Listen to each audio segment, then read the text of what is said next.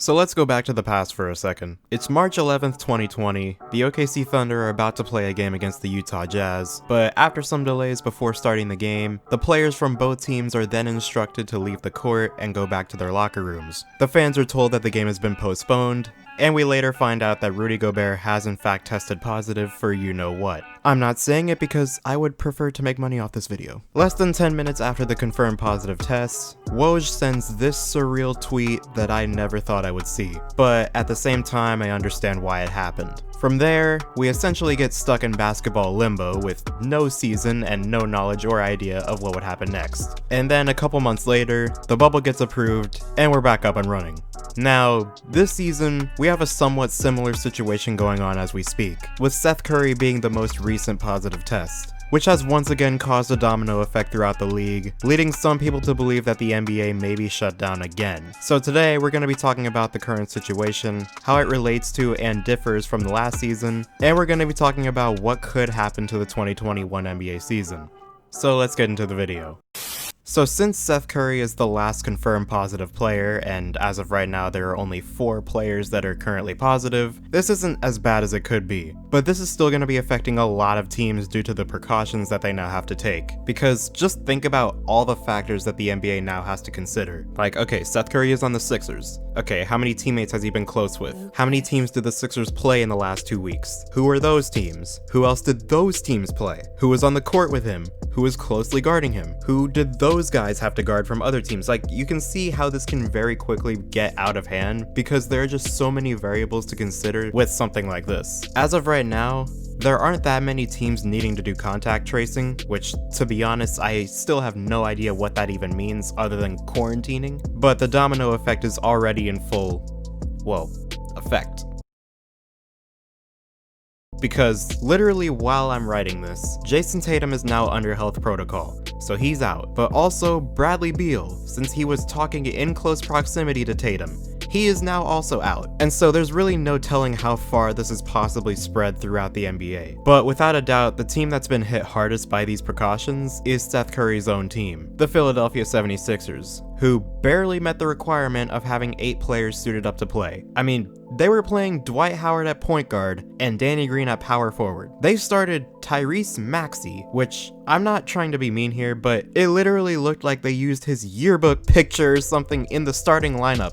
Like, what is this? But he did end up dropping 39 points, so good for him. As for the rest of the team, they were all forced to sit out because of the health protocol I was talking about earlier. And this is still somewhat worrying, because we've already needed to postpone a game this season for health reasons. On December 23rd, 2020, the OKC Thunder were supposed to play against the Houston Rockets. But due to James Harden not being interested in the team at all, he was repeatedly filmed at strip clubs and indoor parties without a mask on. And so this meant that he was forced to quarantine, and 3 other Houston Rockets ended up returning either positive or inconclusive tests. And since they had been practicing together, this meant that nearly the entire team had to undergo the safety precautions, and so the Houston Rockets did not have the 8 required players they needed to play the game. Like, this just happened 2 weeks ago. And I honestly have already been feeling like we're on thin ice with this season. Especially in Orlando, where they're actually allowing fans into the arena to watch Magic games. It was announced before the start of the season that the Amway Center would be allowing a 4,000 fan capacity at their home games for the start of the 2021 season. Masks are required at all times, there are no fans allowed within 15 feet of the court, and anybody within 30 feet of the court will be provided rapid testing by the Magic themselves. So not a terrible plan, but still unnecessary when considering that right now, it's at the worst point that it's ever been,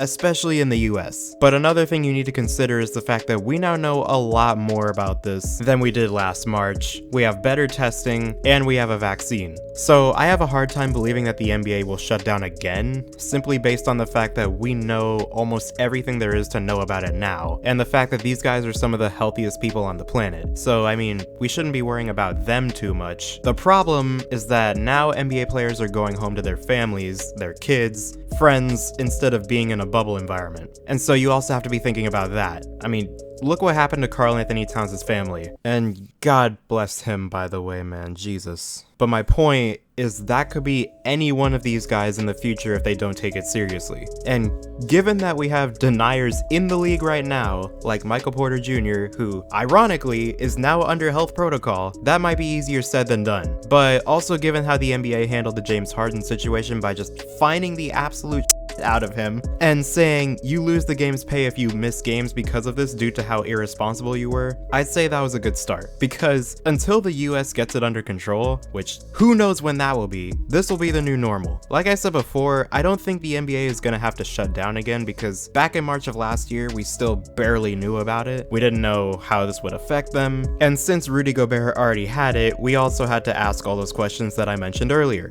Who did they play? Who was he close to? Who did they play? And on top of all that, the reason that shutdown was so long is because we didn't have a plan in place for something like this ever happening. So we had to make a plan. Okay, how are we gonna do this? When and where can we finish the season?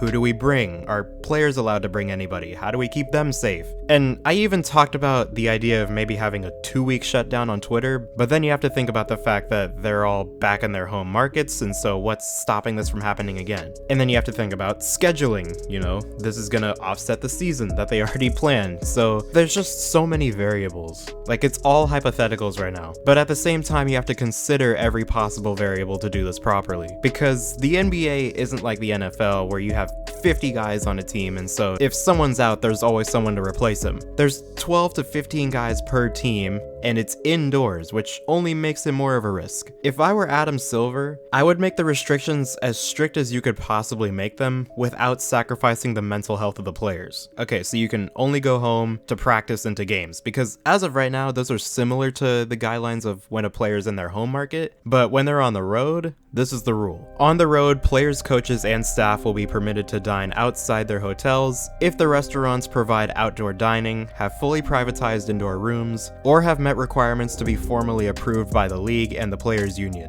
The NBA and Players Association will work to provide a list of at least 3 approved restaurants in each market. So they're still allowed to leave their hotels or wherever they're staying to go and eat. And so I have no idea if tightening up those restrictions would work, but I think it would be great. Although I think a lot of players are already being as careful as possible, but still, a league-wide mandate wouldn't be the worst thing in the world. At least until this recent flare-up is over, or possibly until the entire thing is under control.